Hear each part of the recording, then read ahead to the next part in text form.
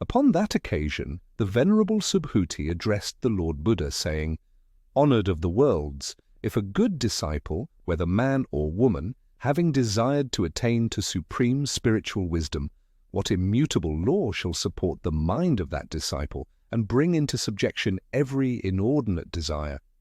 The Lord Buddha replied, saying, "A good disciple, whether man or woman, ought thus to habituate his mind. I must become oblivious to every idea of sentient life, and having become oblivious to every idea of sentient life, there is no one to whom the idea of sentient life has become oblivious."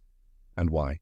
Because Subhuti, if an enlightened disciple, retains within his mind such arbitrary ideas of sentient life as an entity, a being, a living being, or a personality, he has not attained to supreme spiritual wisdom.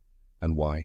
Because, Subhuti, there is no law by means of which a disciple may be defined as one having obtained supreme spiritual wisdom.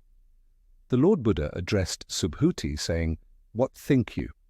When the Lord Buddha was a disciple of Dipankara Buddha, was there bequeathed to him any law whereby he attained to supreme spiritual wisdom?" Subhuti replied, saying, "No, honored of the worlds. Inasmuch as I am able to comprehend the meaning of the Lord Buddha's discourse, when the Lord Buddha was a disciple of Dipankara Buddha, there was no law bequeathed to him whereby he attained to supreme spiritual wisdom." The Lord Buddha endorsed these words, saying, "Truly there is no law by means of which the Lord Buddha obtained supreme spiritual wisdom. Subhuti, if there existed a law by means of which the Lord Buddha obtained supreme spiritual wisdom, Dipankara Buddha would not have foretold at my initiation, in future ages thou shalt become Sakyamuni Buddha. But in reality, there is no law by means of which supreme spiritual wisdom can be obtained. Therefore, at my initiation, Dipankara Buddha foretold concerning me, in future ages thou shalt become Sakyamuni Buddha. And why? Because in the word Buddha, every law is summarily and intelligibly comprehended. If a disciple affirmed that the Lord Buddha attained to supreme spiritual wisdom, it is necessary to state that there is no law whereby this condition of mind can be realized. The supreme spiritual wisdom to which the Lord Buddha attained cannot, in its essence, be defined as real or unreal. Thus the Lord Buddha declared that the ordinarily accepted term, the Buddhic law, is synonymous with every moral and spiritual law. Subhuti, what are ordinarily declared to be systems of law, are not in reality systems of law. They are merely termed systems of law. The Lord Buddha inquired of Subhuti, saying, "Can you imagine a man having a great physical body?"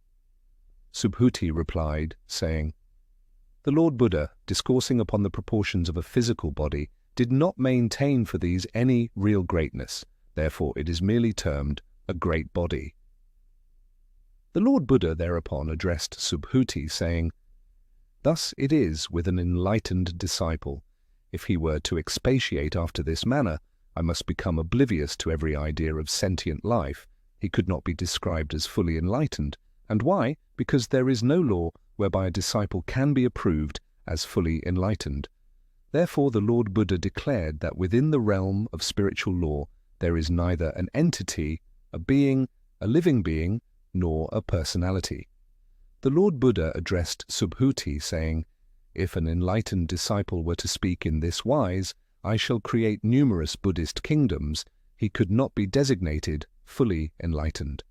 And why? Because the Lord Buddha, discoursing upon creating numerous Buddhist kingdoms, did not affirm the idea of creating numerous material Buddhist kingdoms. Hence, the creation of numerous Buddhist kingdoms is merely a figure of speech. Subhuti, the Lord Buddha declared that a disciple may be regarded as truly enlightened, whose mind is thoroughly imbued with the law of non-individuality.